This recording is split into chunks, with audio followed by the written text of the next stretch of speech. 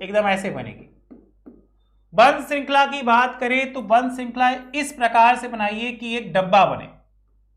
जैसे ये 4 कॉर्नर पे हमने कार्बन रख दिया, मतलब इनको बनाया जाए तो ये लगभग ऐसे बनेंगे, तो ये होगी बंध श्रृंखला।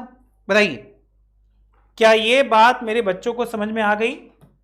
अगर आ गई तो यस सर में दीजिए।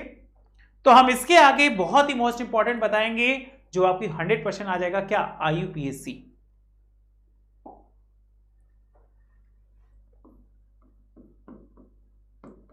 IUPAC अगर IUPAC को याद करें तो आपको याद रखना है इसका full form, international union of pure and applied chemistry. इसको बताने के लिए आपको बताया गया कि कार्बन जो है वो मुख्यतः कुछ भागों में बांट दिया गया। जैसे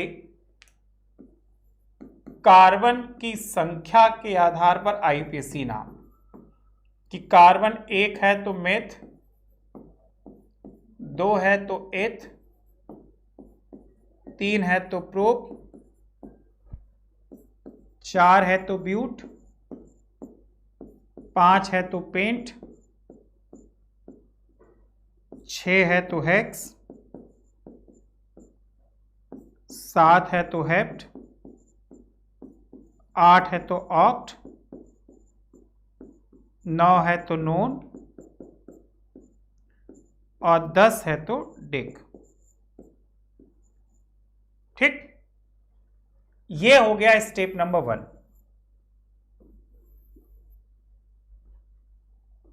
इसको हमने कॉल कर दिया step number 1। Step number 2, step number 2 क्या कह रहा है कि सबसे पहले आपको याद रखनी है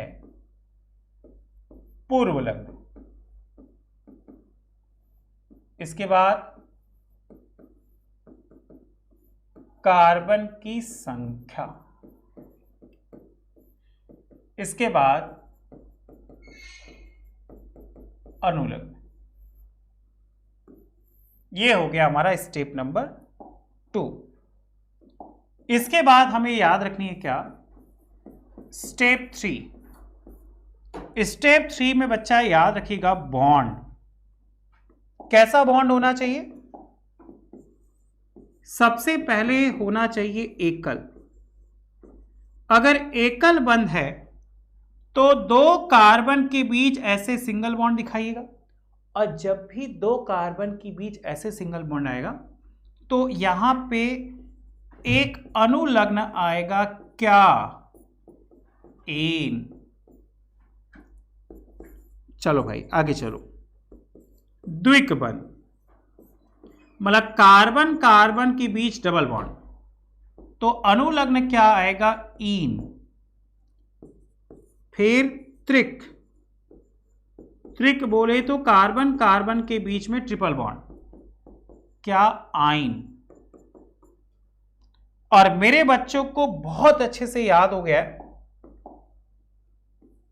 कि जब भी अगर सिंगल बॉन्ड है तो एक सिग्मा, एक सिग्मा, एक पाई, एक सिग्मा और 2 पाई। क्या ये बात बहुत अच्छे से समझ में आ गई?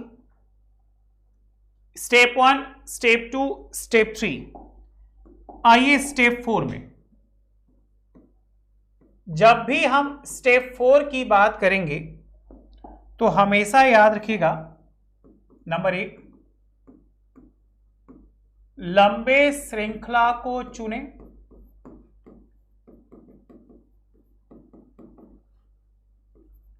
दूसरा, गिनती उधर से करें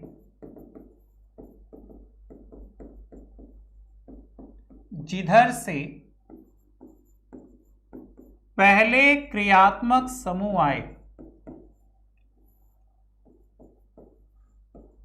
अब कुछ देर पहले ही बताए थे क्रियात्मक समूह क्या, जैसे OH हो, अल्कोहल हो, ईथर हो, ये सब हो। तीसरा क्या, वर्णमाला के अनुसार रहे, मतलब पहले ए फिर बी फिर सी फिर डी ऐसे के अनुसार रहे। और चौथा शुद्ध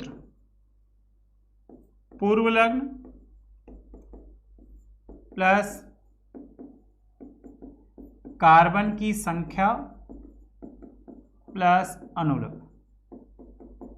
इतनी बातें आप दिमाग में बैठा लीजिए।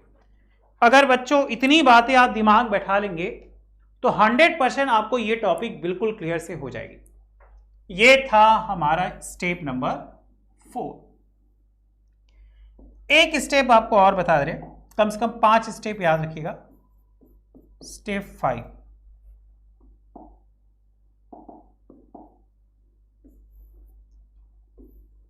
स्टेप 5 कहते हैं श्रृंखला पहचाने। क्या कि श्रृंखला जो है वो ऐसे है, श्रृंखला जो है वो ब्रांच है, या जो श्रृंखला जो है वो ऐसे है। अगर ये पांचों स्टेप आपको समझ में आ गया तो 100% कह रहे बच्चों IUPAC आपको आएगा ही आएगा। बताइए क्या ये लाइनें क्लियर है? कुछ IUPAC को देखा जाए, बिल्कुल देखा जाए। आइए स्टेप नंबर 1,